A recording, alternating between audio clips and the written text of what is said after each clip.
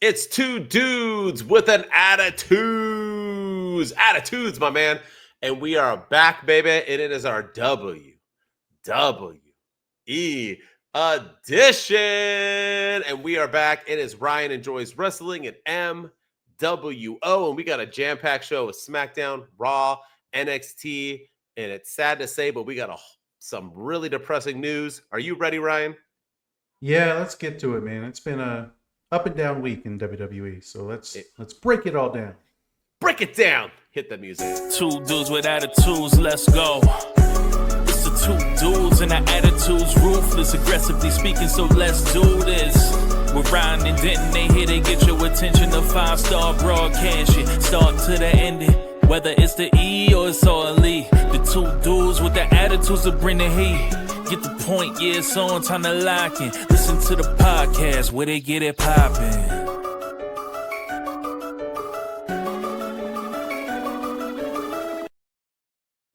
All right, thank you for tuning in to the greatest unknown pro wrestling podcast in the world with the greatest intro of all time. That music hits every single time, gets me pumped up. Hopefully it gets you all pumped up. And yeah, man, we shot our WrestleMania finally edition today. If you have not seen it, go check it out. Two dudes, 2 weeks too late. And it was a good episode, so check that out. But now, in between that, we got a whole bunch of bad news. This is not a positive two dudes reads the news, but I said news, right? Yeah. Two dudes reads the news. That's a tongue twister. Two dudes reads the news. All right, Ryan, hit us up. What happened today in TKO world? Yeah, so the evil TKO strikes again. A number of WWE releases have been made. Some pretty big names on this list. The last time, I think the biggest name was Sonya Deville. But this time... Baron Corbin. Baron Corbin, too. Yeah, that's true. But this time, it's a lot of former WWE champions, a lot of former, contenders for titles. And NXT champions. NXT champions, people who were just wrestling on NXT. So we'll start with, some of the bigger names. So Braun Strowman is officially released. He was somebody that Triple H brought back. And he had big programs with Bronson Reed and Jacob Fatu most recently. And now he's gone again. Dakota Kai, who has really not been doing much, which that one really surprised me. Still. It really did. Yeah, it was awful. Shayna Baszler, Kayden Carter, Katana Chance, and then NXT star Cora Jade has also been released. Boo! Yeah. Yeah, that was awful. And then Eddy Thorpe, who just wrestled for the NXT Championship against Obafemi and Ricky Starks, is gone. Like a week ago, yeah. Gigi Dolin, unfortunately, is gone. Yeah. Riley Osborne, Jakara Jackson, who was just on NXT saying, "Metaphor forever, will be metaphor forever," and she's no longer there. And then all of Gallus has been released. Joe Coffey, Mark Coffey, and Wolfgang. Oro Mensah has been released, and Javier Bernal has been released. So you got more than I didn't even know. Oro Mensah too, huh? Oh. Yeah, I just refreshed this list about right before we went on, and Oro Mensah. There's probably going to be 5 more after we release this. It's crazy. So yeah, no rhyme or reason as to why. Give me surprises. Your opinion of who you're surprised by and who you're not surprised by, and give me your truthful feelings about this. Go ahead. I was surprised with Dakota Kai. I was really surprised with Eddy Thorpe, considering he just got there and he competed for the top prize in NXT. But the big one for me is Braun Strowman. This is a guy that Triple H brought back, former Universal Champion. He was released under Vince McMahon at the same time that Bray Wyatt was released, and then Triple H comes in, takes over, and he's one of the first people Triple H brings back. And then he's in high-profile feuds with the Bloodline. He's going after Jacob Fatu. He had that incredible moment with Bronson Reed, the Monster Among Men match, or the Monster versus Monster match on Raw. I know he's been hurt for a lot of his return. He missed a lot of 2024 with a neck injury and everything. But yeah, that one really surprised me. And then a lot of the NXT people, like Gigi Dolin, what's up with that? Cora Jade. I thought for sure she was. I mean, it makes sense now as to why Roxanne's teaming with Julia instead. But random, right? Yeah, completely randomly. But now I guess it makes sense because Cora Jay's not there anymore. But it just feels very, very strange to not have all these people in the WWE, and I don't really understand the reasoning behind it. Because last I heard, WWE is the highest grossing it's ever been. They just had one of the most successful WrestleManias ever. Ticket prices cost a yearly salary to get in, so they're not hurting for money. So for them to be cutting the budget and slashing talent, I don't get it. I really don't get it. My thing is that I understand business, right? And I get it. And I get it when a company first takes over, because when they took over, they released people, and I get that, right? You trim the fat, and it sucks, but that's life, right? That's all business. Oh yeah, that's all business. This ain't trimming the fat. They just literally made how much are they making $1 billion a year or something in profit? They're claiming, or I don't know what they're doing, and you're getting rid of Cora Jade. Her $500,000 a year is too much in your pockets that you can't keep her around in hopes that she can improve. Here's the thing. Cora Jade came out and said, I'm going to spill the beans and like whatever. I know that Homegirl said, Carmella said that as well, and then the beans were not spilled. But maybe something happened. Maybe we're going to find out that she was hooking up with CM Punk. Oh, let me not start that. But no, in all honesty, though, maybe she was upset with the booking or something. True. She voiced an opinion and they got rid of her. Maybe she has something, or maybe not. You said Braun Strowman's your big surprise. I think Braun Strowman continues to get released because he probably makes $1 million or $2 million a year, and I think they probably think that's too much, because I know when he got released, he couldn't sign anywhere like an AEW or a TNA because they weren't willing to pay him that. So maybe that's why. And I'm not defending it, because I think Braun. I was never a fan of Braun, but him and Jacob Fatu, and him and Bronson Reed was probably the best work he's ever done in his career. That's even with the Wyatts, anything he's ever done. When he was world champion, this is his best work he's ever done. So I don't see why you would fire him when he's cooking, as the kids would say. Dakota Kai and Cora Jade, they are gorgeous. They are phenomenal. They are talented. Dakota Kai was just going for the U.S. Women's Champ. I don't understand that at all. She was with Io Sky. I don't get those ones. And like you said, Eddy Thorpe, he was going for a title just a couple of weeks ago. And my big thing is that when you think of what sucks in WWE, it's the women's tag team division.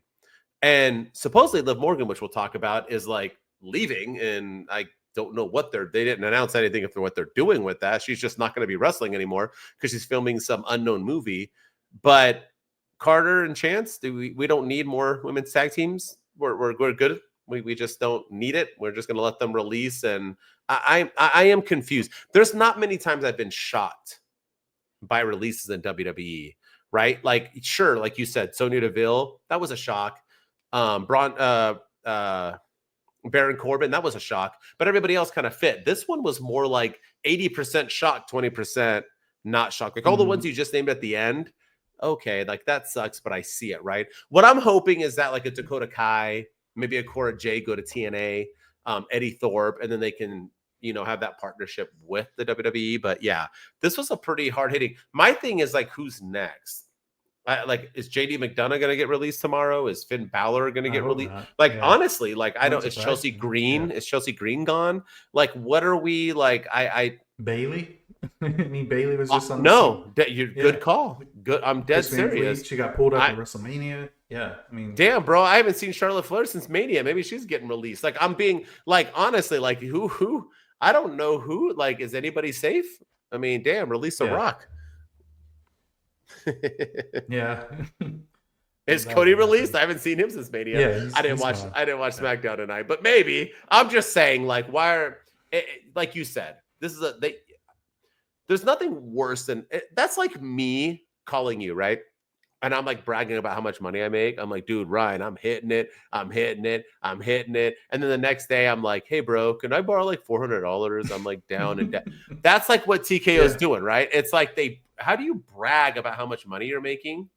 And then you release all of these wrestlers for budgetary. I will say it, and I keep saying it. I've said it on TikTok. I've said it on this app. I've said it on this podcast, and people will judge me. TKO is going to ruin the WWE. Mark my words. It's not John Cena. It's TKO. Mark my words. Yeah. It is TKO. Mark my words. And it's not Triple H.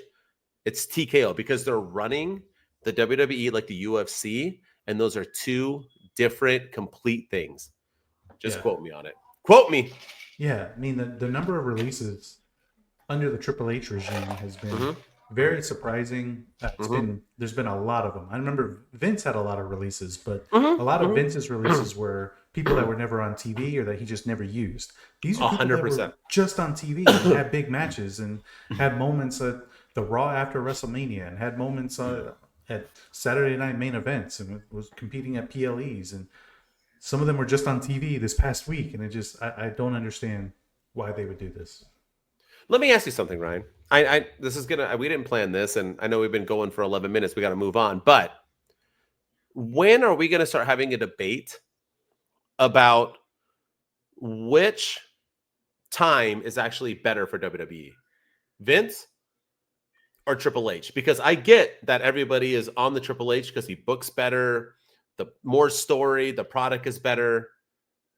But Vince didn't bring in politics. He didn't bring in his views. He ran it as a business. And this Triple H era, it's like, I'm just starting to say, I feel like pretty soon, I know Vince is on the blacklist and Brock has all these allegations, but throw that away. I think pretty soon we're going to start thinking like, hey, do we miss Vince? You know, like you don't know what you got until it's gone. Yeah. I'm just... And there's rumors, just saying. And there's reports that The Rock and Triple H don't like each other and they're butting heads backstage, and The Rock is gunning to get rid of Triple H and Triple H is gunning to get rid of The Rock. And, you know, I think there's a lot of personal animosity there between those two guys. I think that's why The Rock versus Roman Reigns didn't happen last year, was because Triple H booked Cody Rhodes to win the Royal Rumble, and here we are.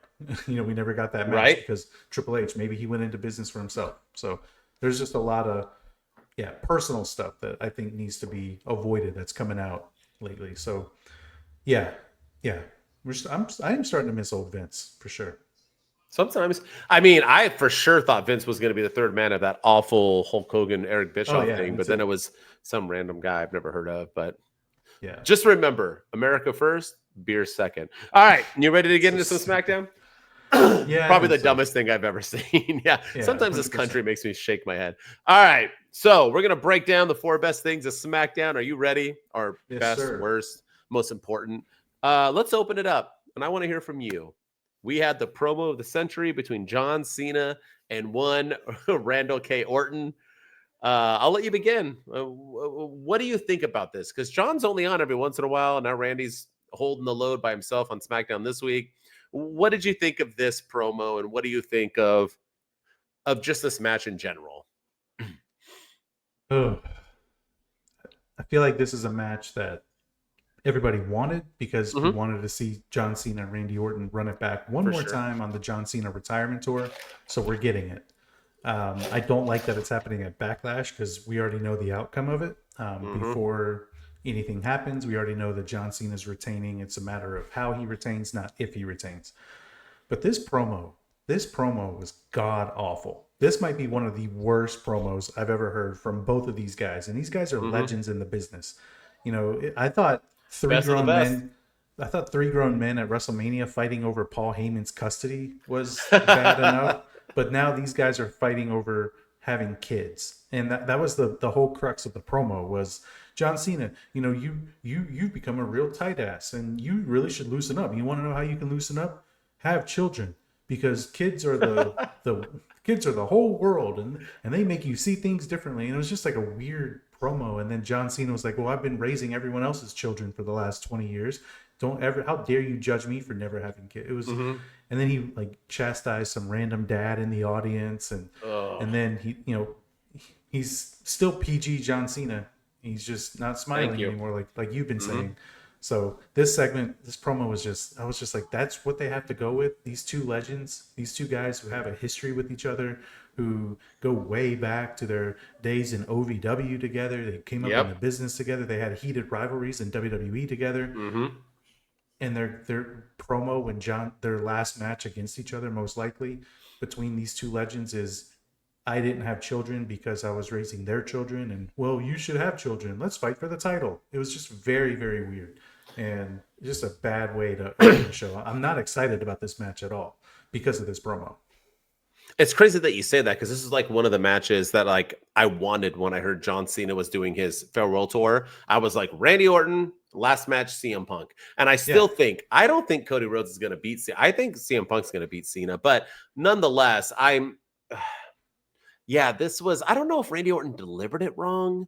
If it was like just he worded it, because, Orton as a baby face, whenever he's a baby face, he's like, so over the top, like good guy. And then when he's a bad guy, he's like so over the top, like I'm going to break into your house and, mug your wife. And it's like weird. He's like, either way, he's never like in the middle. Right. And so I just thought he was just like, hey, John, you've never had kids. And then, and then John was like, mean face. I'm just going to do this. Like, I know I've already said this multiple times, but like same clothes, same music, same blah, same attitude, same move set. Why did Hogan work as a heel, right? Why? Black beard, hated the kids, talked to the, brother, America first, or second. But he it's stupid. And is it a wrestling program or an MMA? Never mind. So I don't even know. Maybe unpopular opinion. But it just, this didn't work for me, brother. Talking about Hogan, this doesn't work for me, brother. It's just, it was awful, and I felt so bad because even though I'm not a huge John Cena fan, I never liked him as the pro wrestler. I don't think he's on the same level as Stone Cold, Hogan, Shawn Michaels, Ric Flair, Undertaker. But I do respect him, and I do understand that he's great at promos and he's great at his craft. And is there anybody better than Randy? And the fact that you can just tell how bad this heel turn was because it's not working. It just isn't. They don't even have chemistry. They're cheering. They've had chemistry forever, and they're cheering, but just their chemistry just seems off because it's forced. Like, for one, John Cena is not a heel and Randy Orton is not a babyface. So just making them the opposites wrestling each other, it's not working. I don't know. I think that's what it is. I don't know. And the thing for me, when I watch my wrestling, I don't want to be told who's a good guy and who's a bad guy. Yes, thank you. And one of the lines Randy Orton dropped in this promo was, wow, well, in this time, John Cena's the bad guy and I'm the good guy. And who would have thought? Just like very strange. Like, I don't want to be told that. I didn't like it when John Cena did it in his heel promo. Like, I'm not a baby face. I'm not a heel. I'm just me, or I'm just real, or whatever he said. He's not Kevin Owens. Yeah. And now Randy Orton is saying it like, John Cena's a bad guy now. Oh, and The Rock said it in his segment on Pat McAfee show. Like, I don't need to be told that. Like, we got to suspend all that. And I feel like that's one of the things that didn't work for me. That was the first thing I picked up on, was that awful line. And I was like, oh God, we're going here now. And then they started talking about kids, and it was just downhill from there. I agree. All right. Well, let's move on from that madness. Let's end on three high notes. Let's start number one. Jacob Fatu. He has new contenders, one LA Knight, one Damian Priest, and one Drew McIntyre. They all want him, and they want his title. Good, bad, awesome, extravagant. What do you say? What did you like about all this? And Fatu ended up on top, bruh. He laid them all out. I liked it all. I think these are the right opponents for him. I think Jacob Fatu needs to hold that U.S. title for a long time. The only thing I don't like about it, though, is Drew McIntyre taking another L. And I don't know, he probably won't be pinned in this match, but just I feel like he's not going to win the title. So I feel like they need to keep him away from this and put him with somebody else, just so he can continue his momentum. Because he got a big win at WrestleMania. And so he has some momentum on his side. He had a good showing at the Rumble. He had a great match at WrestleMania. So he has momentum. And now I feel like this is going to kind of take some of that momentum away if he doesn't win, which he's not going to. So no, I am worried about that. But at the same time, I think these are the three right opponents for Jacob Fatu. I think it makes the most sense. LA Knight gets his rematch. Damian Priest and Drew McIntyre have a history with each other, so it makes sense to put them all in the ring together. Don't forget, Drew had an awful showing at Elimination Chamber. He was the first one eliminated instantly. I forgot about that.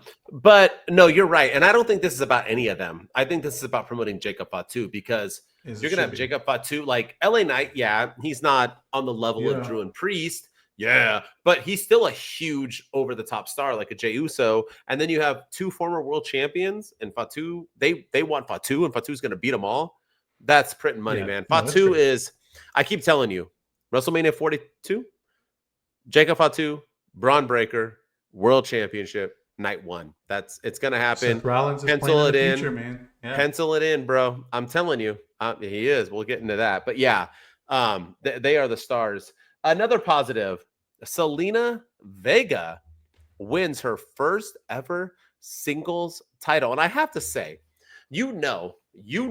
I've been down with Zelina. I used to do a TikTok where I posted every single day, trying to get her to follow me. She never did. But nonetheless, I've always been down with Zelina Vega, and I cannot believe that she's finally winning her first singles title. But I think there was some bad with it, and we'll get into that. And at the same time she won her first title, her husband won. Aleister Black debuted and kicked Miz in the face. Let me hear you. What do you think? What are your positives? Do you know what my negatives are? What's your takes on these? I think I might know what your negative is, but yeah, Zelina winning was the right decision, and I'm happy for her. I think it was a great match, a great moment for her. This and I think that match proved that it should have been at WrestleMania. And yes, sir. The moment of Zelina Vega winning could have been a huge moment if it was done at WrestleMania on the biggest show of the year.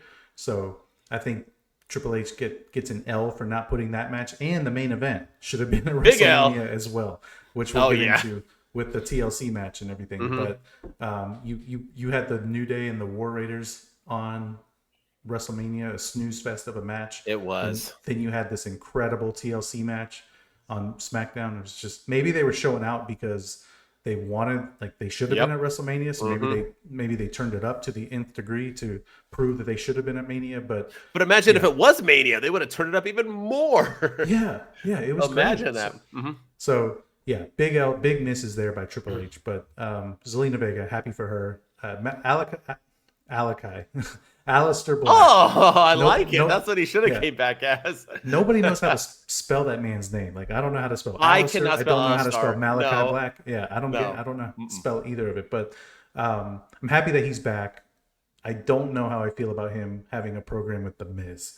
I feel like that's kind of, we had the return of Miro this week, or Rusev rather, on Raw as well, and he's feuding with tag teams now, and now The Miz and Aleister Black. I feel like that's the right opponent because The Miz can make anybody look good, and he's great on the microphone, and he's underrated in the ring. But I don't know. I feel like that moment could have been reserved for like Cody Rhodes. Like Aleister Black come out and hit Cody Rhodes with the Black Mass, or hit Carmelo Hayes could have gotten the rub, or somebody else, but not The Miz. So like the return, liked how it was done, but didn't like that it was with The Miz. I don't know why. Yeah, either do I. And they're going to wrestle on SmackDown tonight, and I'm assuming Black will win. Zelina Vega, man, she took that belt to her like grandpa who like passed, or her dad, right? Her dad, not her grandpa, her dad, right? And she's been posting some nudies with it where it's just like she's naked and she's like wearing it. I mean, Zelina Vega is like, I'll be right back. Yeah, right. Let me go look at those. She's on a motorcycle too, bro. But she's like fully invested, which makes me think she's gonna lose it like in 3 weeks because she's like fully doing like whatever she can with this title. But more power to her, man. She is so great. But I want you to do me a favor. Name one moment from Chelsea Green's first ever U.S. Women's Championship. She's the first ever Women's Champion. Name one moment. Go. Can't. Exactly. You can't. Secret Hervis and all that, like that stuff. Oh yeah, now she's Secret Service tonight. Yeah, that was fun. What'd she do? She was on NXT for 90% of the time. Wasn't on Mania. Didn't have lost any on feuds. SmackDown. No feuds, no nothing. What the are we doing with Chelsea Green? With Shotzi, or is it Shotzi or? Yeah, with Shotzi. Yeah. I'm surprised. Oh, she's probably next on the release thing. But Chelsea. Mia Yim. Yeah. Oh, Mia Yim. Mitchin. Yeah, not Mitchin. Shotzi. It was Mitchin. Yeah, Mitchin. But what are we like? Chelsea Green is such a vibe, so damn good. So, and I'm not mad at Zelina winning because she can win. But why didn't we have the last 7 months of her being the first ever champion, or 6 months, however long it was, do something and then lose? It's just Chelsea Green, man. Poor girl. That's like her man. Maybe they just hate that household. Her husband, boyfriend, I don't know what, won the Intercontinental Championship at WrestleMania in his hometown, lost it the next night on Monday Night Raw. Like, they just don't do that household well. They do him dirty. It's pretty sad. He has to come back. 100%. Maybe someone else should, but maybe I'm foreshadowing a question for you later. All right. Yeah. Let's end it. You already foreshadowed it. The TLC match. I'm going to say it right now. Right now. This was the best television match, AEW, WWE, anything. I don't want to say all time, but to how well my 44-year-old brain can go, this was one of the best. This was the best match I've ever seen for how far my brain can go. I'm sure in the Attitude Era, they had everybody wrestle, so there was probably better. But just recent time now, dude, they even pulled out when I was at Mania 17. They did that. The Edge and Jeff Hardy, they did the tables. They used everything, so much so that Montez straight grabbed a prosthetic leg, not even in script, and beat up Ciampa or Gargano, one of them with it.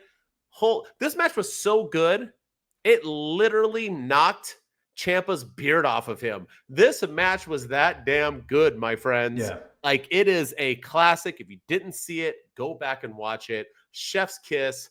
Whew. That's it. That's all I gotta say. You can talk the rest of the way. This was I'll make the argument. You make the argument that it's the best TV match you've seen in a while.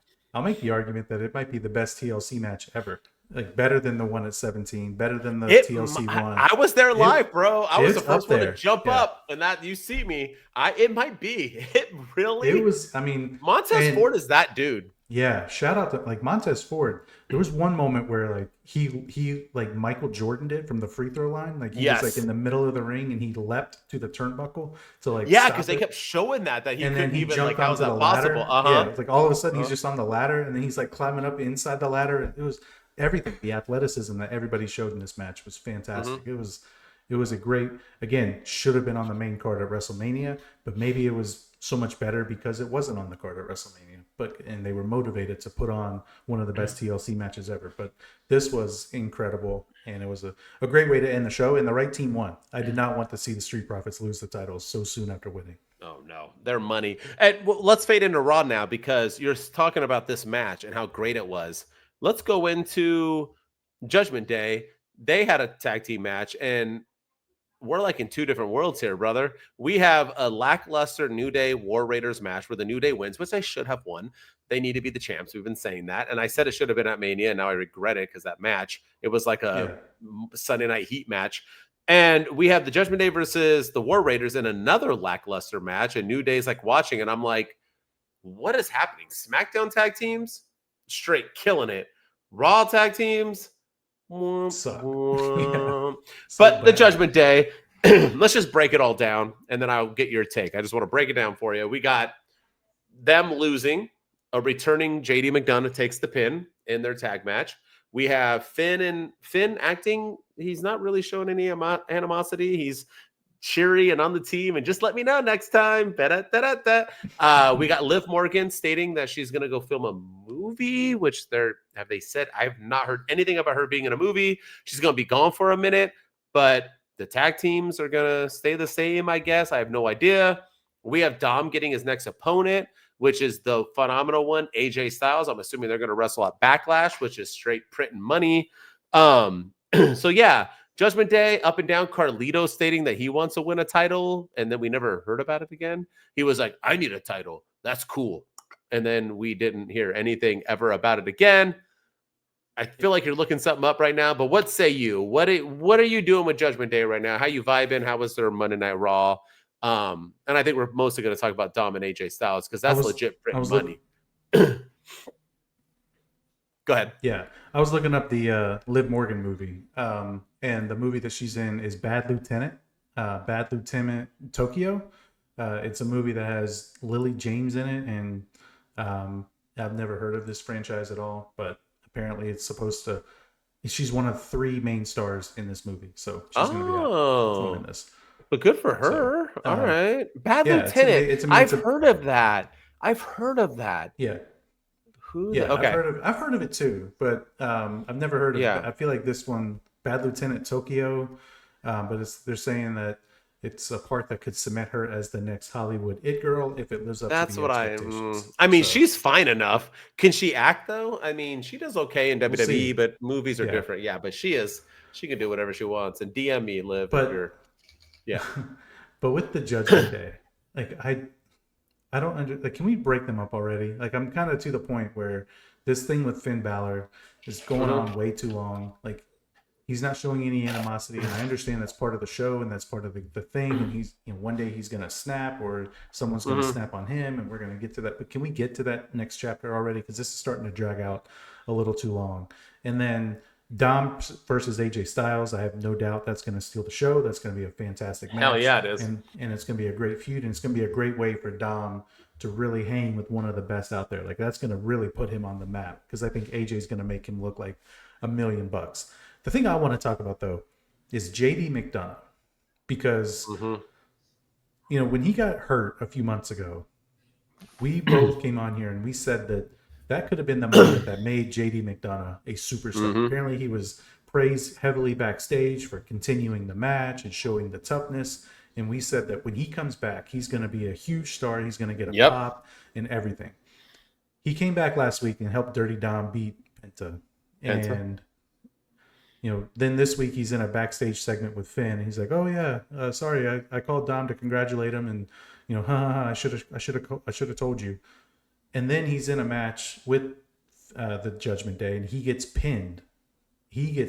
But first of all, they get the jobber entrance because Raw went to commercial, and we come back and we get War Raiders their intro, and Finn and JD are already in the ring with the New Day at commentary. Yeah, they are. Yeah.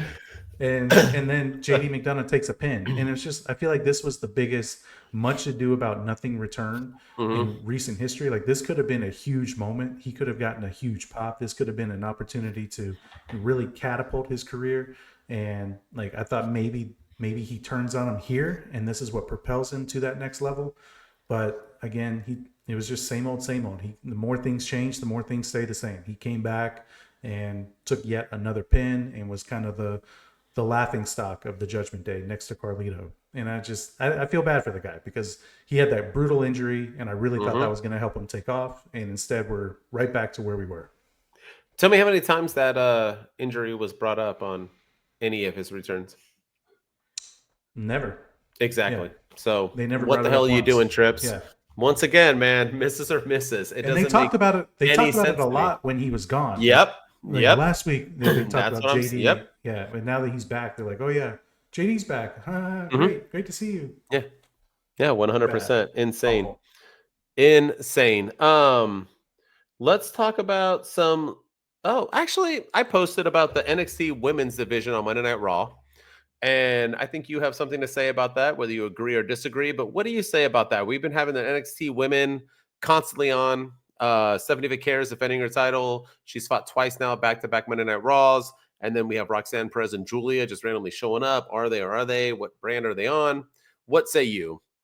I don't like it. I don't like it. And it's because of the brand supremacy, the brand thing. Like Stephanie Vicaire is the face of NXT, the face of the women's division in NXT. Roxanne Perez is one of the faces of the women's division in NXT. We don't really know where she stands right now. We don't know has she been called up? Has she not? She's been in the Rumble. She was at the Chamber, but then she's still on NXT on a regular basis. But to me, having NXT titles defend, we already have. This is going to sound like an AEW episode, but we already have 2 million titles in the WWE, and now we're defending NXT championships on the Raw brand. Like, I don't understand that at all. That's equivalent to ROH titles being defended on AEW TV. It's kind of like CMLL or New Japan titles being defended on AEW TV. Like, they're their own thing. They need to be defended at their own show. I don't really like it when TNA does it on NXT TV. I don't really like it when NXT does it on TNA TV, but it's so few and far between. It doesn't happen all the time. And this is also a rare occurrence as well. But this is, I don't like it. I just don't like it. And I posted about how I didn't like it because you claim you don't have enough time for people to be on Raw, but you're filling up with NXT superstars. What just happened today? Yeah, that's right. We released a whole bunch of okay. So my point is made. Look, I'm okay with you bringing up NXT on Monday Night Raw and SmackDown because you want to promote NXT. NXT is getting ratings. It's doing just fine. It's the hottest damn show in all of pro wrestling. Honestly, it's hotter than Raw, SmackDown, and AEW. So let it be. Let it do their damn thing. Yeah, but also we're once again doing what we always do. Stephanie Kerr's on Raw, and then she really wasn't. She's on NXT now. Julia and Roxana, now they're just back on NXT. It's like it's never happened. We need to stop with that. I want to get your take.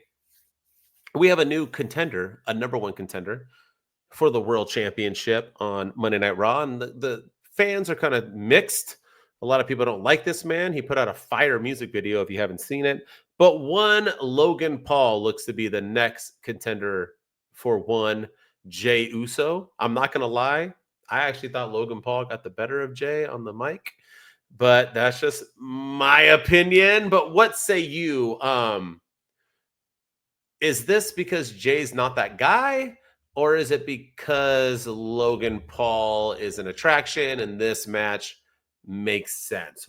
I mean, how do you feel about this? I think it's a little bit of both. I think Jay is not that guy, and I think they realized that on the build to WrestleMania, and that's why they had to turn him tripping into the ring and all that into a story, because they realized he was not that guy. And they should. That's forgotten now. They shouldn't have had him win the Royal Rumble. So I think they're starting to realize that maybe he's not. But I also think they did this because Logan Paul is an attraction. Logan Paul can get the heat that, no one's going to boo Jey Uso, no matter what he does. So they need somebody to go toe-to-toe with him on the microphone, which he can do. They need someone that can give him a viral moment to catapult his championship reign, which Logan Paul can do. He does it in just about every single match. So I think it's a little bit of both. He's not that guy, but Logan Paul is such an attraction, and Logan Paul is such a heat magnet that anything Jey Uso does wrong, or if he has a couple of botches, or if he slips in the ring or something, it'll be forgiven because Logan Paul is such a hateful and hated heel in WWE. So I mean, a little bit of both. Yeah, I agree with you because Logan Paul is going to put viewers that don't normally watch the product to watch Backlash. So it's a win, and that's going to help Jey Uso. I have to say, minus Logan Paul and AJ Styles at Mania, which for some reason sucked. Yeah, Logan Paul has pretty much been gold. And say what you want about him, these people are like, he's not a real heel. He gets booed just because he's a hateful person. Okay, go back and watch people who are whatever celebrities have come on Raw or SmackDown or WWE in the years. They don't automatically get booed. Logan Paul builds that heat with his annoying promos. That's what I mean. Like, he is that guy. He does a phenomenal job. It's okay he's a wrestler. He's one of us. Like him, accept him. Everything he's doing is a gimmick. He might be a half douchey bad guy in real life. You might not like him because he's a Trumper, but I think he's an okay dude, and I think he's apologized for his mistakes. And so this is a character. You know what I mean? He's an over-the-top character, and he does it well because he fits that bill, right? He's a Beverly Hills 90210 douchebag, right? So he fits that bill of I'm better than you, but he does it well, and I think this is going to help Jey Uso because, for one, minus AJ, Logan Paul's pretty much batting 100 on perfect matches. Jay is not. Let's put him together. Hopefully Logan can get that out of him. Jay will help him. That's a big win for Jey Uso. A lot of people paying attention. I mean, sign me up, man. I don't know why people are hating on this. Yeah. I'm totally down. I think this is going to this could steal the show at Backlash. It really could. It could. Yeah, it could. It could. That other one might steal the show. All right, let's go. Last thing. Actually, before last thing, you know what we didn't write on here? Let me get your take really quick. We didn't talk about it. Gunther and Pat McAfee. Go. Oh, God. Because on this episode, Pat McAfee, I know we didn't put in our notes, but Pat McAfee said, I'm calling you out. You can kill me. I'm still going to wrestle you. I'm a punter in the NFL. Let's hear it. It was the most self-serving promo I've ever Thank heard. You. Freaking thank you. What does that have to do with anything? Yeah, like I give to my community and I give millions. And he stole The Rock's catchphrase too, by the way. But yeah, I give millions and millions of dollars to LGBTQ communities. And I do this and I do that. He stuttered that one, by the way. So does he even do it? Because he couldn't even say LGBTQ. So I don't know if he was afraid to or It was just very, but like none of it had anything to do with the match. It was just very like plugging himself, like how great I am, and here's everything I've done. I went from rags to riches, and my dad was a truck driver, and he lived paycheck to paycheck and to paycheck to paycheck, and cool story. But what does that have to do with the match? And why are we getting this match? And then he called out Adam Pearce or Nick Aldis rather to lift the suspension on Gunther, and I've heard the rumors that this is going to lead to the return Goldberg. And I don't want that either. Like, I don't want to see that. Listen, I'll say this. I don't like to compare the two companies all the time, but I never want to hear anything again about AEW being called all elderly wrestling or pushing all the old guys. Because right now, John Cena is the undisputed champion feuding with Randy Orton. Word. Apparently, Pat McAfee's going to have Scott Steiner in his corner in this match at Backlash. It was announced on the Pat McAfee show. What? Why? Yeah. I don't know, but it's going to lead, and then now we're going to get Goldberg coming back to take on Gunther. Like Steiner and Goldberg didn't even have match. What is any of the? Wait, what? Yeah, I'm. Like, oh 100%. My gosh! I hope Dave Meltzer or Ron right now. Sean Sapp Stupidhead is wrong. Oh my gosh, this is not. Okay, well, while you're looking that up, let me break it down because Pat McAfee's a joke. Isn't Pat McAfee a Trumper too? He's a LGBT. I mean, he has Rogers on his show all the time. What the hell? WWE legend offers to team up with Pat McAfee. Scott Steiner offers on a recent episode of the Pat McAfee show. Pat invited Scott Steiner to his show and asked for some advice ahead of hard-hitting clash against Gunther. And then he formally extended an invitation to him to, help be in his corner, and Scott Steiner accepted it. All right. Well, nonetheless, this whole thing is stupid. Yeah. I mean, I love Big Papa Pump, and Daddy Dom calling out Big Papa Pump and his whole family when he won the title was gold. If you saw my TikTok, I posted that. No one saw it. It only got like 140 views. But here's the thing, right? Pat McAfee did that whole promo to basically say you don't F with his homeboys because he attacked Gunther because he touched Michael Cole. Michael Cole's the greatest, and that's his friend. I don't know why he had to talk 45 minutes about himself to get there. No one cares about Pat McAfee, but nonetheless, that's what we got. Last question before we get into Heyman and Sami Zayn. Chances. What are the odds? Pat McAfee wins. Go. I think they might be pretty high. Exactly. So I don't want to talk about it anymore. Yeah. So I'm done because that's what's pissing me off. If Pat McAfee beats Gunther, Maybe not, but I'm gonna with lose Scott it. Steiner in his corner now, like I could see it.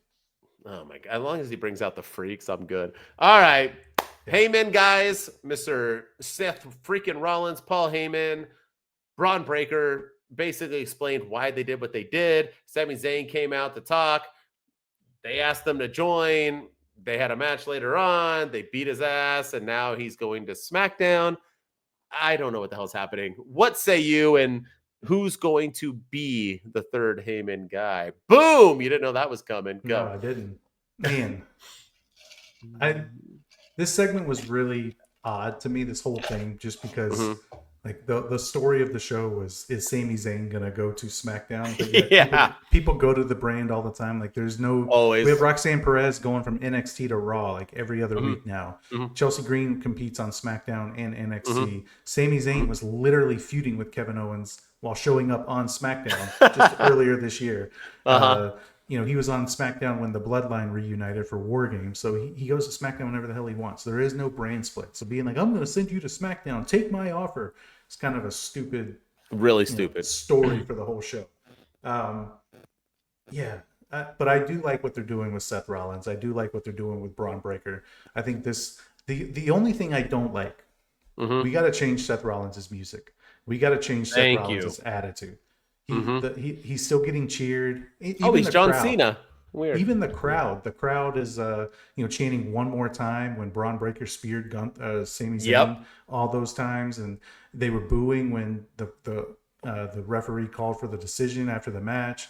So they wanted Seth Rollins to get him again, and it was just like, it's very strange. They're singing Seth Rollins' song, and I feel like if you're trying to get a heel heat, like Seth Rollins shouldn't be giving into that, and that's why he needs to change his music, he needs to change his look, and he needs to disparage the crowd and turn on the crowd. And that, I think that's the one thing that's missing from this group right now, is the heelness of them. I feel like they're supposed to be heels, but they're getting cheered, and it just doesn't make any sense to me. As far as the third guy, I have no idea. It could be anybody. I could see it being like, I would like it to be like an Austin Theory or somebody like that, who's underutilized and really could use a change in scenery and a change in direction. I probably won't be, because I think he's going more towards a babyface run. That's the only thing I could think of, is somebody like that, Austin Theory, somebody on the mid card. I wouldn't mind it being Sami Zayn, if he's gonna go heel. It could be Sami Zayn, the wrestling, because he wants to get the title. He even said, like, when I do win the title, I'm gonna do it the right way, but maybe the right way is the wrong way. The wrong way. But he thinks he's doing the right thing because he has Seth Rollins and Paul Heyman in his corner. So I don't know. I can't think of who it could be, but I'm excited to find out. What about Rusev? I don't know. I don't see him in that. Yeah, I don't see him in that. I feel like if it was going to be him, he would have come out. It would have been him revealed on Raw when in his return. I feel like that would have made it more impactful. Yeah, I'm trying to think outside of like NXT, like maybe someone from NXT. Like, is it going to be a Trick Williams? Yeah. That's what I was thinking too. Like, could it be a Trick? Because he's going to be gone. Yeah, he is. So it could be quite a few, but yeah, I agree with you with everything you said basically about this. And I mean, they're getting cheered, right? Because they rock. Like, I mean, Seth Rollins, Braun Breaker, and Paul Heyman, like, F yeah. I mean, these are like the bee's knees right now. And I like that Seth was telling Sami basically like, yo, I don't know if I am that guy, but I'm going to be that guy. So whether or not you think I am that guy, I'm going to be that guy. And Braun Breaker's a dog in front of the gate, and Paul Heyman's the, manly. I liked it all because, and even Paul said that when he met with Sami backstage, he was like, Seth might not be that dude, but he thinks he's that dude. And that's all that matters. You know what I mean? It was it was good stuff. Yeah, let's hear it. I think Becky Lynch is the third man, just so you know. That's what I was going to say. That's what I was going to say. That's what I said originally. Did we just read each other's minds? Nice. I was literally going to say that because I was like, if they want to get she's a heel. Yep. And her gimmick is the man. She hasn't dropped that. She's not big time Bex or whatever she was when she was the heel last time. She's still the man. Who's the third man? Becky Lynch. And she's married to Seth. Like, let them be like the power couple in WWE with Paul Heyman. How great would that be? I'm telling you right now. And she's a heel. Yeah, I agree. All right, let's end it. Let's get into some NXT. And we're going to start with your current favorite wrestler. You say his name. He appears. Joe freaking Hendry. And Trick. Yeah, buddy. And Trick Williams. We basically had Joe come at Trick. Trick interrupted after he defended his title at a pay-per-view on TNA. He beat his butt. Joe came out, cut a promo. Trick cut a promo. But Trick still wants Oba, but now they're going to have a 25-man battle royal. So what say you? Are you digging this Joe Hendry, Trick Williams? Is this kind of what you were hoping in the TNA partnership compared to him being at WrestleMania and jobbing to Randy Orton? Let's hear your take, Ryan. Yeah, I don't know how I feel about this. I really don't, because I feel like they're all over the place. On one hand, I like it because Trick is starting to give into the dark side and go heel, and may the fourth be with you. Yeah, but even Ava was like, you say you think you're the best person in NXT, like you're the best champion. Now you're going to be the best wrestler in TNA as well. Like you're going to have to earn it. You're going to be in the 25-man battle royal to get this shot. But it feels like they're all over the place because he's, like you said, he still wants Oba. He still wants the NXT title, but he's going after Joe Hendry. But I did like his promo. I do like his attitude right now. Where Dude, he is so he good. He called out Joe Hendry. He was like, "Hey, Joe Hendry." I said, "Joe Hendry, Joe Hendry, Joe Hendry." You know, I said his name, and where are you? He ran. Like, it was just, it's great stuff. And It is. so I'm liking it. I like where it's going, but I'm confused as to what the end game is. Is he going to try to be a double champion? Is that what they're going for? He's going to be TNA champion and NXT champion, because I could get down for that as well. You think he could be TNA champion? You think they would let him beat Joe Hendry? Like, you think TNA would be okay with an NXT guy holding the title? I mean, they were okay with Randy Orton squashing him in 3 minutes at WrestleMania. Right? So, yeah, that is true. So, Dude, yeah. Yeah. I mean, if WWE is calling the shots, then yeah, I could 100% see him winning the TNA championship. Or do they call Kenny their Omega shots? held the TNA title. He did. Do you remember that? The AEW early days of partnership. AEW. Yeah, I remember that. And so did Christian beat him. Yeah, Christian did. Cage Yeah, beat him. Christian beat. Yeah, that's right. And I like that. So maybe, right? I mean, Trick Williams, damn, dude. I maybe it's just because he always rolls with the shirt off and the dude looks like a freaking Greek god. I don't know what, like, and it just works. He just looks like a villain. I just feel like anybody with a physique like that is a bad guy, right? Because you're mad at the fact that he has that and you don't, right? You're like, you're such an a-hole. You have a 20 pack. He's just super buff, but his promos have gotten better and better. And I'm not going to lie, him beating up Joe Hendry at the end of that TNA pay-per-view was money, bro. That was good. And that's what you need to do. TNA and NXT need to partner up. That's why I said the WrestleMania moment did nothing, because whoever saw that, it didn't look like TNA was anything. This makes TNA look like something. Joe Hendry opening up NXT, the crowd saying his name, singing with him, this and that made him look like a star. And that's how they should do it. And to make, someone like me who doesn't like Joe Hendry, if I did, maybe I would go in and be like, hey, maybe I should, right? Because it looked good. And Trick feuding with him, I loved it all. Is Joe going to be in that 25-man battle royal? Maybe he eliminates Trick. And that's how we get to the TNA title match. I can see it. Are they released a graphic or something? Yeah. They released a graphic, and there's a crap ton of people on there. But they Joe Hendry's did. Not in there. Yeah. No, but they did do that. But then afterwards, they were saying that people from the other program were going to be in it. And maybe I didn't recognize them, but did they not say that? I don't know. Not the Is it the Undertaker one or whatever? What's that stupid LFG thing that Bully Ray sucks at? Yeah, they were going to be in it, right? Like, yeah, is not Bully Ray ruining his career right now? I was the biggest Bully Ray fan. Biggest. That dude's ruining his career on Busted Open and that show. Yeah, I haven't even watched that show. Any clip I see looks like an ass clown. Yeah. He acts like he's bigger than Undertaker, Mickey J. Like, you're not bigger than him, bro. You're not going to shake somebody's hand because they haven't earned yours. Shut up. Just everything. Yeah. He's just constantly like, you're disrespecting me. And the Undertaker's not saying anything like that. You ain't bigger than he ain't bigger than Booker T. No. Sorry, he's not. Bigger than Michelle McCool or Mickey James. No. Women-wise? Yeah. Hell no. So anyway, but yeah. One last thing on NXT.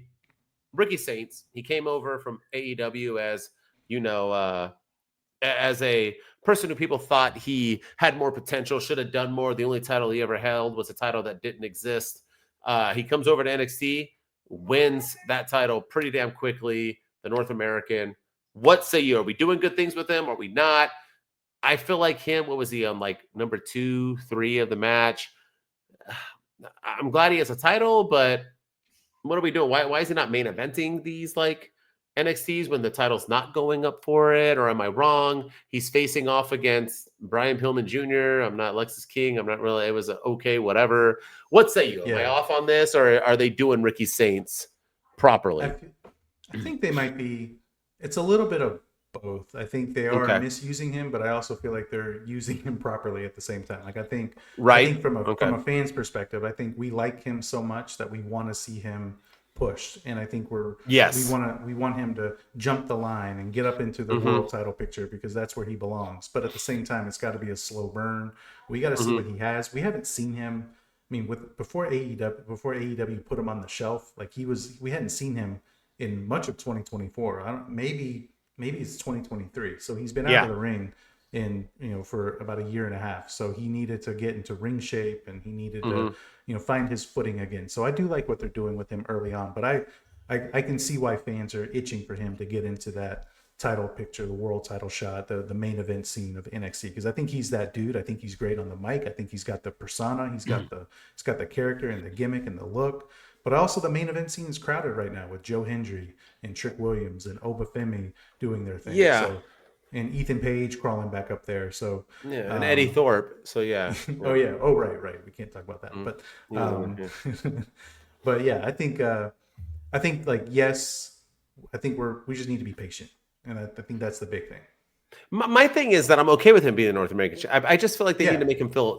I don't feel like he's make him feel a little bit special. Like he's not really getting a lot of promos. He's not. I mean, high profile matches. Like usually North American champions get those. Like any past champion gets those things. And if you're not, there it is. And if you're gonna have him wrestle, let him be the main event. Unless the heavyweight title's up for grabs, he needs to be the main damn event. So I agree with that.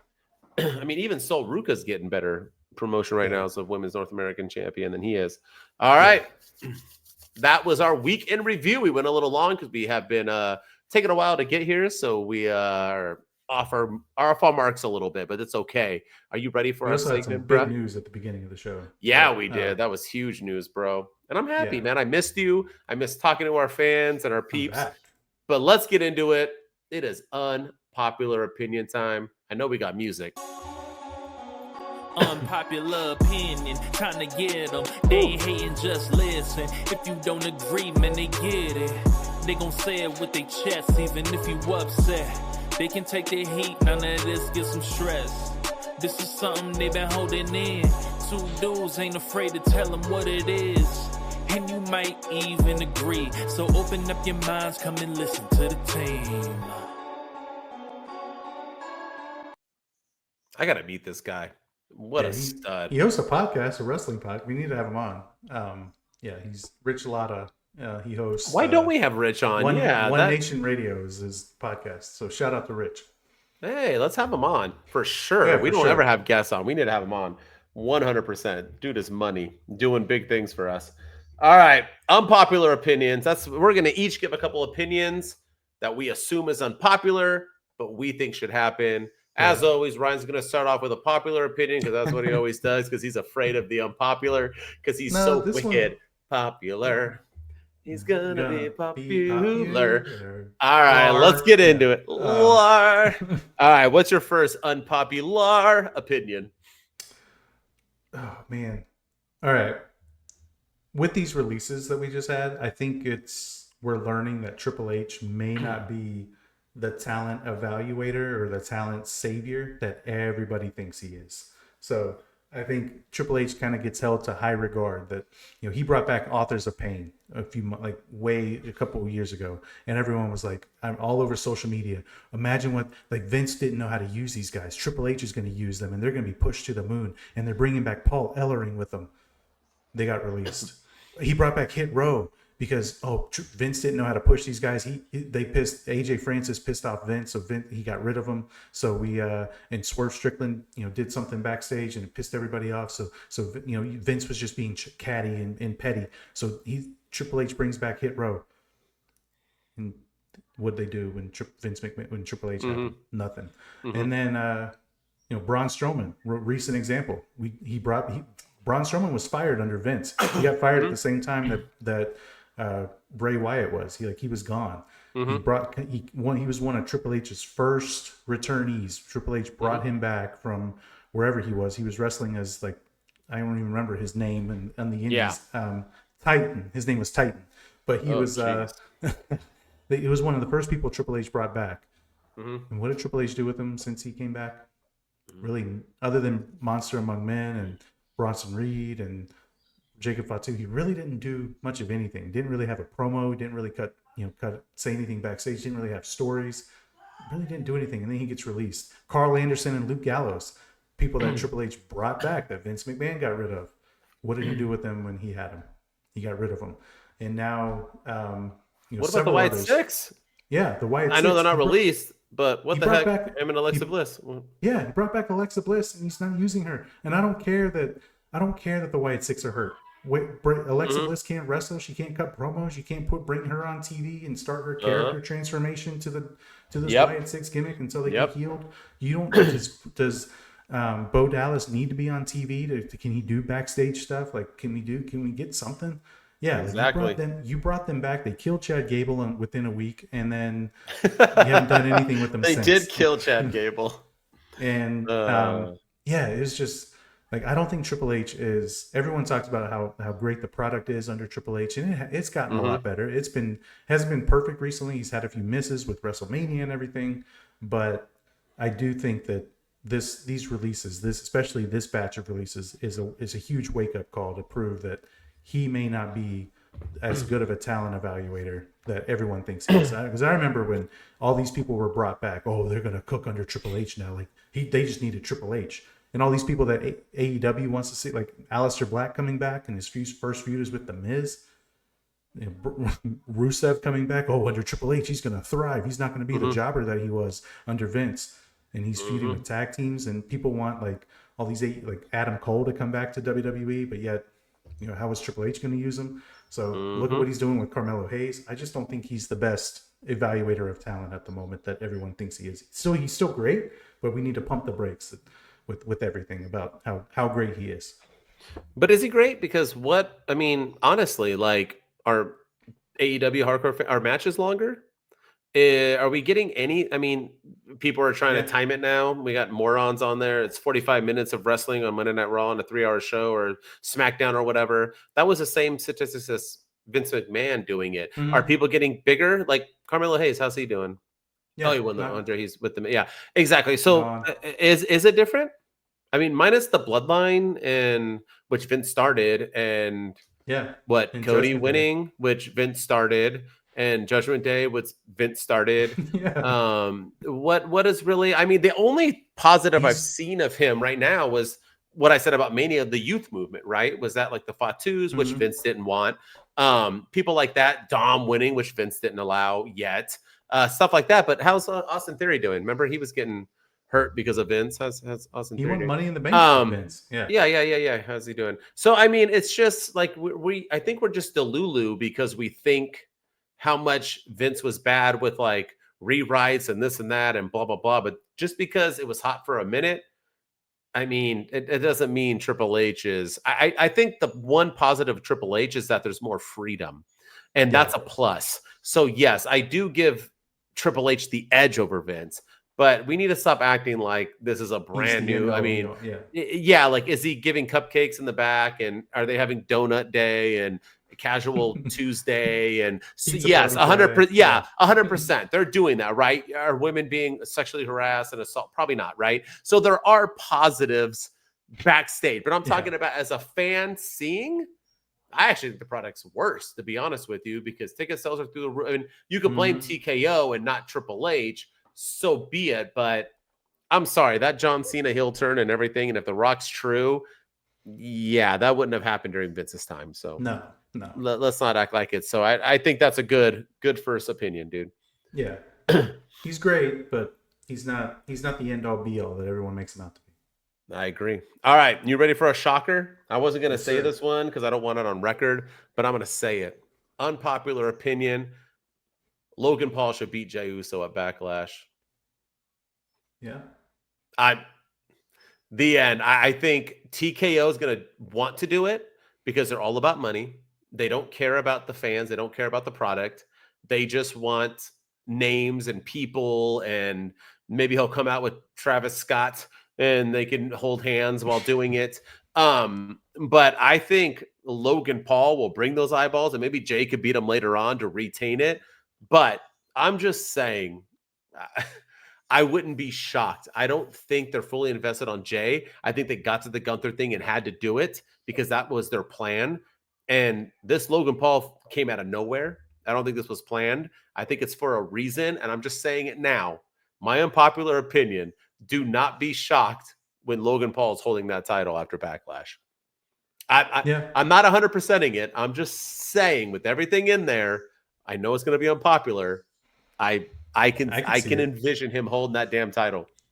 He has a TV show on Max right now. He's like, I'm just saying. Yeah.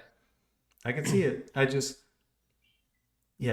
The only thing I see with that is do we need 2 part-time world champions? Because you have John Cena there who's counting down his number of dates, and Logan Paul, when he had the U.S. title, that was the big complaint, was he was never on TV to defend it. Ever. And you had Roman as the champion too. So your top 2 titles on SmackDown were gone. Now your top 2 world titles are going to be on part-time people. So that's the only thing I see, but it wouldn't surprise me one bit. Would not surprise me. All right. So let's go. What's yours? What's that? that? Actually feeds in. It actually feeds into my Oh, next unpopular all right, opinion. all right. I did it on purpose. I honestly think WWE needs to scrap Backlash as a pay-per-view as a whole, because it's just too predictable. Like, is Randy Orton beating John Cena? No. Last year was AJ Styles beating the guy who dethroned or Roman Reigns? No. So, like this year, like it. Yeah, is AJ going to beat Dom? No. Yeah, no, that's not happening. And Jay's probably not going to lose. Yeah, no. Jacob Fatu's not dropping the U.S. title. The only title exchange I see happening is Becky Lynch winning the women's IC title off of Lyra. But even then, like, is that the right decision? Is that, like, we're trying to build future stars in the women's division? That's an unpopular opinion. Whoa, you think Lyra's going to lose to Becky? Wow.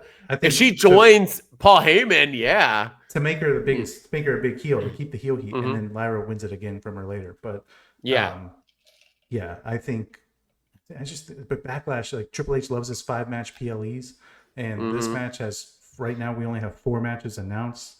And it just feels very predictable. Like nothing really is going to happen. And this pay-per-view is next week. It's next Saturday. So we just had WrestleMania, and now we have Backlash 3 weeks later. And then afterwards, you start building towards the summer months with Money in the Bank and everything. And I feel like that's kind of the best time to reset your calendar year in the WWE. Start the new year off with the 2 Money in the Bank winners, and we kind of go from there. As we go into SummerSlam and all the future months of the year. So I think that we should scrap Backlash just as a whole, as a PLE. It feels like a huge waste of time. We just had WrestleMania. It feels 3 weeks. We don't have all the matches announced, and we're going into the week of the show starting next week. It just feels like a predictable show and something that you can skip. And it's been like this ever since it's been after WrestleMania, because anytime there's a new champion, they defend the title right away. They're not losing. Cody wasn't losing last year. John Cena's not losing this year. Jey Uso probably won't lose. Jacob Fatu's not dropping the title. So it feels just very, very predictable. That's a hot take, man. That is a hot take. But I like it. I agree. The only thing is, then what do you do, right? Because you have to have a PLE eventually after WrestleMania. You just take the month off and then build it. And go to Money in the Bank or whatever the June pay-per-view is. Yeah, because it's 2 weeks. 3 weeks after Mania. Like we just ended. We don't even have things set up yet. So true that. And I need to save my $1,100 so I can watch Money in the Bank in Clipper Stadium. All right, my last one. You ready? Yes, sir. I think Chelsea Green should ask for her release from WWE. Whoa. Yeah, there it is. I'm throwing it out there. I'm not even hesitating.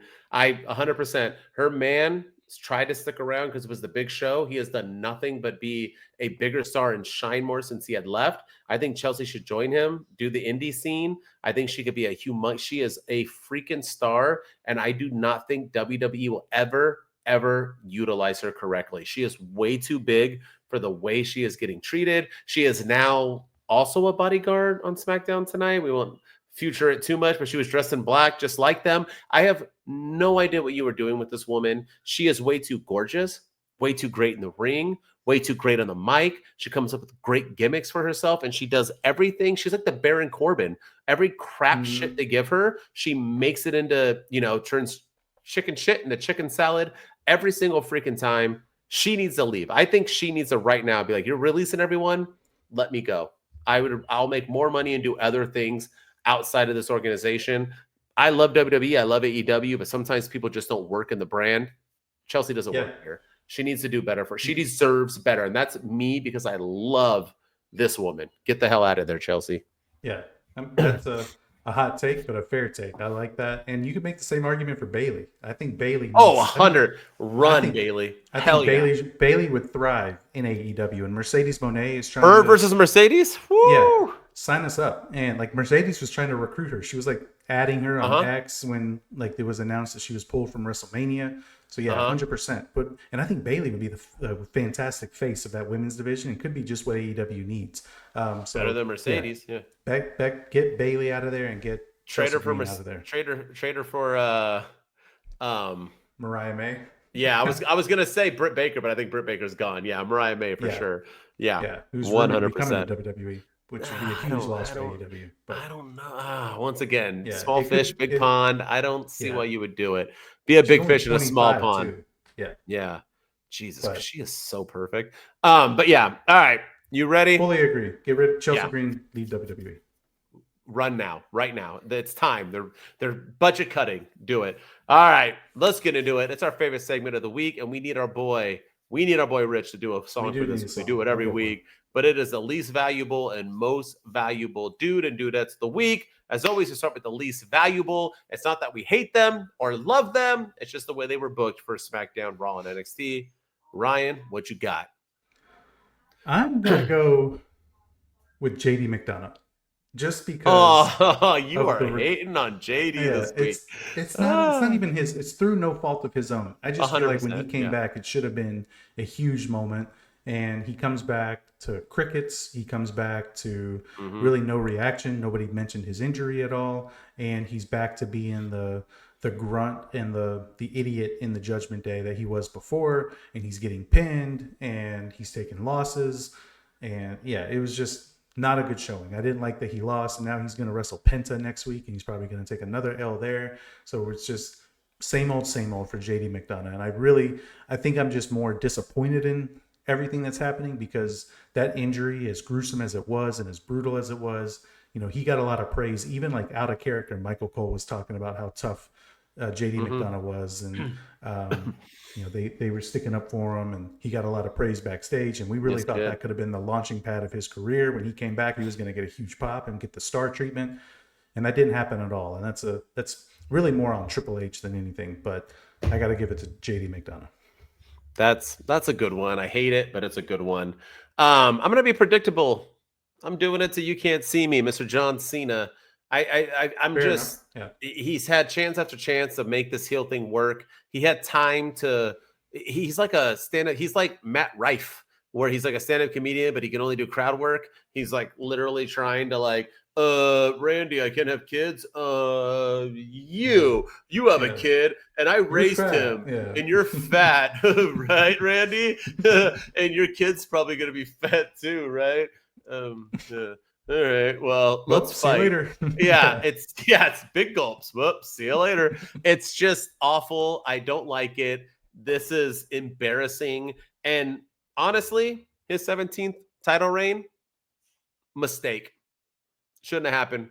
Ric Flair, his number one thing he's known for is being the 16-time world champion, most ever. To take that away from him is a mistake. And Cena doing it this way is an even bigger mistake. And another reason why Triple H's era isn't that. What's a bigger blow? Let me hear your opinion. Brock Lesnar pinning The Undertaker at WrestleMania, or John Cena overtaking Ric Flair's 17th or 16th title reign and becoming the 17th?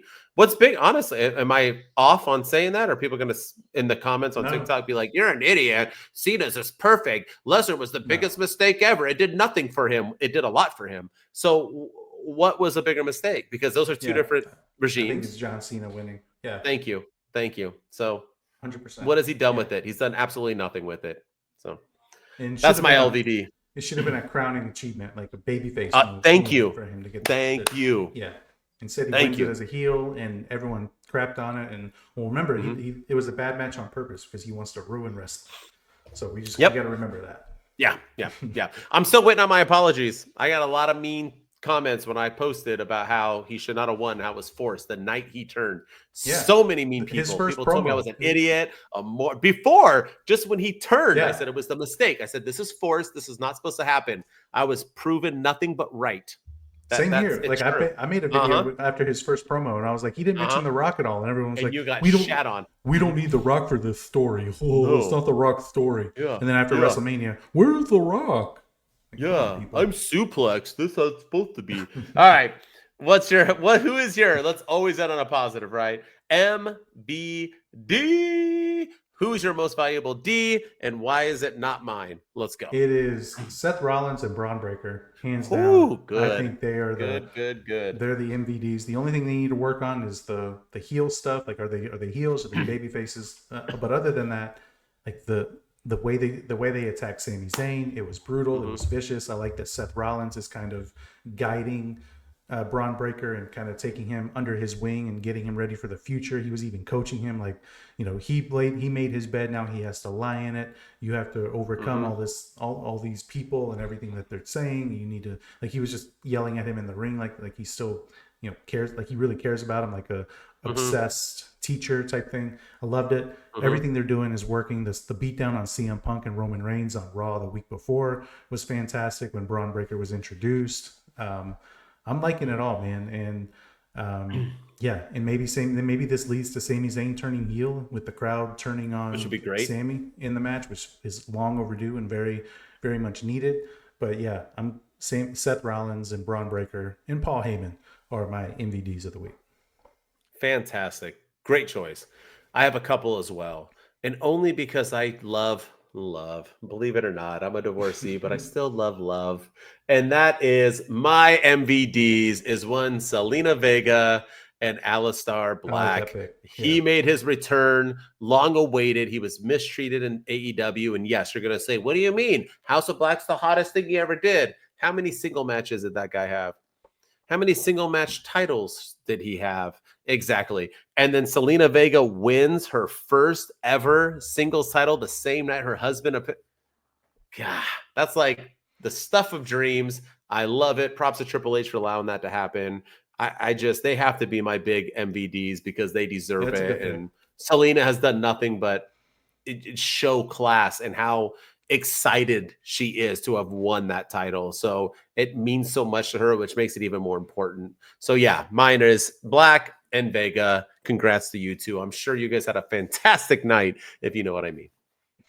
No, that's a solid pick. And yeah, shout out to Vega for winning. Hated for Chelsea Green, but happy for Zelina. Yes. And great debut for Aleister Black. Hopefully he moves on. Hopefully this Miz thing is a thing of 2 weeks, and then he moves on to bigger and better. We start getting some promos. He needs titles. He's got a great entrance. We need to hear him on the mic. We need to kind of learn who his character is. But other than that, it was a great debut. I still think he's going to be the Judgment Day guy. I think him and Finn are going to feud. Yeah, I like that. Don't get me wrong.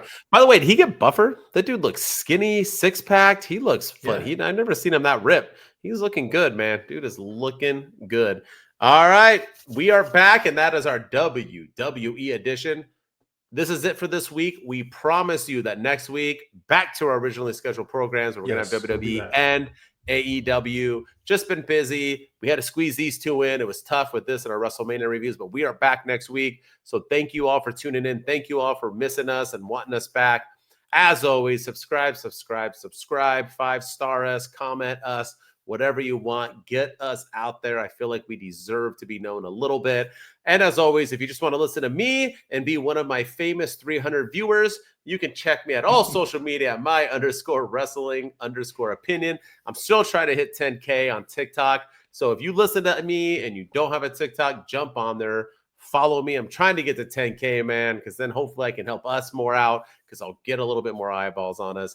And with me, as always, is the man that I love so. Ryan enjoys wrestling. Go follow me on all the social media platforms. Go hit me up on TikTok and X and everywhere else. And then go follow us on TikTok at 2 Dudes with Attitudes. Subscribe to our YouTube channel. We, when you don't post for a couple weeks on YouTube, you fall out of the algorithm. So we need to get back into it. So we promise we're gonna do that. So keep on liking, keep on subscribing, and drop some comments if you like everything you've seen. And then if you're listening to us on Apple and Spotify, go drop us a 5-star rating and review, and tell everybody about your favorite 2 dudes on the internet. 2 Dudes Wolfpack. We out. 2 dudes with attitudes. Let's go. It's the 2 dudes and our attitudes ruthless, aggressively speaking. So let's do this. We're Ryan and Denton. They here to get your attention. A 5-star broadcast shit. Start to the ending. Whether it's the E or it's all E. The 2 dudes with the attitudes that bring the heat. Get the point, yeah, so